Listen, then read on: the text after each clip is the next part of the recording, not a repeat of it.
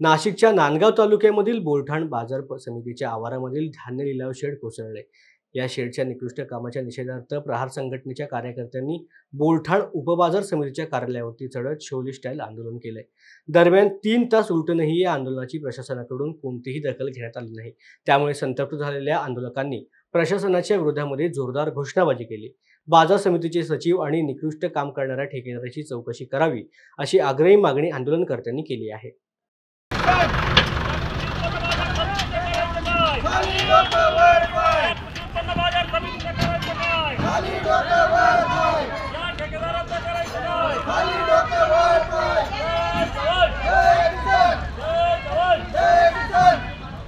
थोड़ा इकडे सर।